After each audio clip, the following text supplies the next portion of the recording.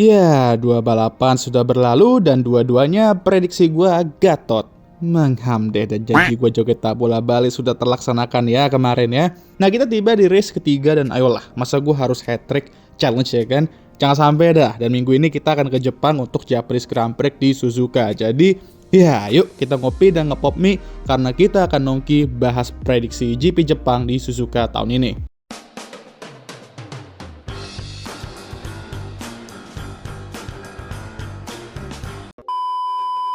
Prediksi pertama, seperti biasa gue akan bahas pole dan pemenang balapan. Gue rasa dari dua balapan aja udah jelas ya siapa yang akan kuat di sini. Trek Suzuka ini juga memiliki beberapa lurusan di mana akan menguntungkan mereka, khususnya di super clipping itu, dan juga fast corners, di mana mobil mereka benar-benar stabil dalam hal tersebut. Jadi di minggu ini, gue akan tetap pegang Mercedes untuk dua prediksi pertama ini. Gue rasa George gak akan membiarkan Kimi Antonelli mendapatkan momentum setelah Chinese Grand Prix kemarin. Dan kali ini, gue akan prediksi bahwa itu benar, George Russell akan menyabet pole dan kemenangan di GP Jepang ini. Dia akan kembali memperpanjang gap-nya di klasemen karena jujur aja gue mah, walaupun pace kemarin gacor ya Kimi ya, tapi kalau bukan karena masalah itu si George di qualifying dan tertahan dua kuda poni di balapannya, Mas Kingsley ini harusnya bisa lah total dominasi minggu Shanghai kemarin. Tapi ya ini yang harus diperhatikan sama dua Mercedes juga ke depannya. Reliability musim ini akan menjadi faktor besar yang akan menentukan gelar juara dunia nantinya. Jadi selagi mobil yang gak mogok-mogok lagi, yang dimana semua mobil bermesin Mercedes kecuali Alpine sudah mengalami beberapa isu itu di race weekend, ya harusnya aman-aman aja. Nah, berbicara soal mesin Mercedes, di prediksi kedua kali ini gue mau prediksi pembalap yang gak tahu diri banget, tahu nggak? Hah? Gak tahu diri? Pembalap? Ya iyalah, bayangin nih, lu udah merupakan seorang pembalap ya kan? Tugas lu apa ya? Harusnya balapan dong di track, meraih prestasi-prestasi besar. Pembalap ini di dua race terakhir bukannya balapan, malah habisin kuota VIP paddock pass. Ya sama aja kalau bukan Oscar Jack Piastri. Bayangin aja safety car aja jumlah lapnya udah lebih banyak dari dia musim ini.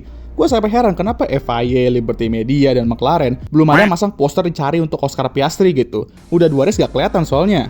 Ya emang sih di dua race terakhir ada kemajuan. Awalnya di Australia, crash pas sighting lap jadi nggak sampai ke grid. Di Shanghai, ya mayan sampai ke grid tapi nggak start. Terus apa nih di Jepang ya kan? Sampai ke formation lap tapi nggak start juga.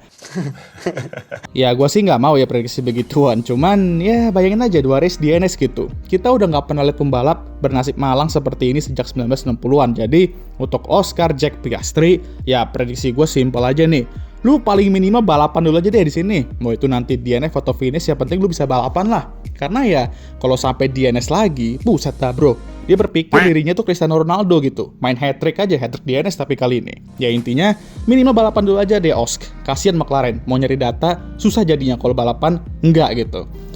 Prediksi ketiga, gue akan bahas pemenang masa lalu. Yang dimana dia masih mengenang masa lalu juga yang indah-indah banget. Dan di saat yang sama fansnya juga masih asik sama masa lalu saking BT-nya di tahun ini. Ya tentu saja gue membicarakan Max Verstappen. Menghamdai kali dah Red Bull musim ini juga. Setiap race ada aja yang DNF. Dan Max juga seperti yang kita tahu sangat amat menyukai balapan NLS kemarin. Walaupun disqualified juga sih. Kalau regulasi ini ya menyukai untuk dibuang aja tapi. Nah tapi Max Verstappen kan terkenal jago lah ya di Suzuka. Semenjak kita balik ke track ini setelah pandemi. Dari 2022 sampai 2025. Balapan di sini dimenangkan oleh Max Verstappen. Track ini walaupun dengan regulasi baru ya, juga akan tetap mengandalkan skill kok. Apalagi di hairpin sektor 2 itu juga pasti akan ada pembalap yang gaining atau losing time banyak banget. Jadi prediksi gue Max mungkin akan qualified atau finish di top 3 di weekend ini. Nah Suzuka, do your magic, biar fans Max tuh nggak stres-stres sekali ya kan. Wey, pusing gue liat mereka pada stres semua di sosmed coy. Lah, yang stres kan mereka, kenapa lu yang pusing bang? Ya bayangin aja gini guys. Kalian lagi jalan-jalan di suatu jalan gitu kan. Tiba-tiba kalian melihat musuh kalian di jalan. Nah, kalian kan nggak mau ketemu sama mereka, tapi terpaksa kan karena mereka ada di jalan yang sama dengan kalian. Gitulah kurang lebih. Oh, jadi maksud lu mereka lewat di timeline sosmed lu bang. Nah iya betul tuh. Ya kenapa nggak ngomong gitu aja Bambang? Ya nggak apa-apa sih biar kalian mikir aja sebenarnya. Prediksi keempat, gue gabungin aja ya dua tim yang partner mereka menjalankan home race mereka nih di minggu ini. Ada Haas dengan livery Godzilla mereka yang gak acor kali ya kan. Bener-bener kayak Godzilla nih timnya belakang ini, serem banget di papan tengah ya. Nah di Suzuka ini, Haas akan kembali menjadi Godzilla dan mereka akan meraih poin lagi dan melanjutkan streak mereka. Lagi seneng banget nih gue melihat gritty Haas lagi jago-jagonya. Apalagi Oli ngacir banget dan kayak udah siap banget naik ke Ferrari ya, tapi sabar, masih 2 race. Lalu untuk tim yang satunya, iya gue nggak bisa berharap banyak sih. Ya gue membicarakan soal maksudnya Aston Martin yang kabarnya memiliki rencana untuk ngadain special livery di home race Honda.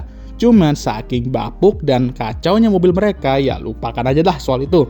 Udah pusing mereka ngurusin vibrasi di mobil mereka ini. Malah mereka takut vibrasi di mobil AMR26 ini bisa bawa gempa bumi di mobil Suzuka nanti saking gedenya vibrasinya. Ya amit-amit lah. Tapi untuk Aston gue akan prediksi bahwa mereka akan kembali menggunakan template koleksi data lah di sini. Keduanya pasti akan DNF lagi, entah itu karena mesin ataupun karena vibrasi itu yang bisa membahayakan pembalap mereka. Tapi setidaknya ya data-data yang mereka koleksi sampai muntah itu bisa bikin mobilnya sehat lah untuk dikendarain dulu. Nah untuk prediksi keempat ini, salah satu bener, nggak apa-apa, termasuk bener ya guys ya. Ini gue sengaja aja gabungin jadi 2 soalnya udah prediksi keempat. Prediksi kelima nanti kita bahas di luar tim dan pembalap, dan langsung aja kita ke sana ya.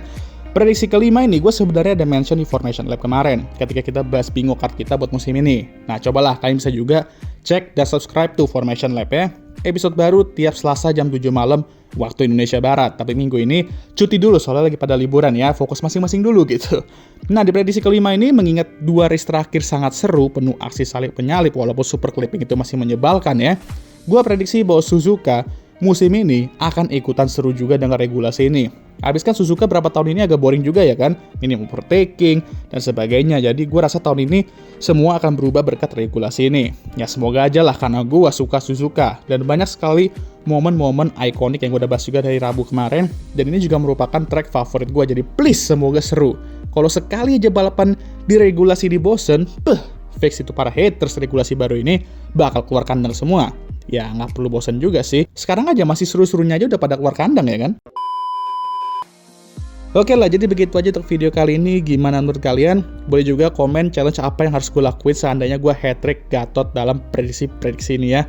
Semoga tidak, tapi ya komen aja dulu ya. Jangan lupa untuk like, subscribe, dan share video ini. Dan jangan lupa juga untuk menyalakan lonceng notifikasi agar kalian semua tahu ketika gue ngupload video baru. Jangan lupa juga untuk follow Instagram gue. Daya, abangnya capek. Seperti biasa, video ini akan ditutup oleh I think we can cut the video there.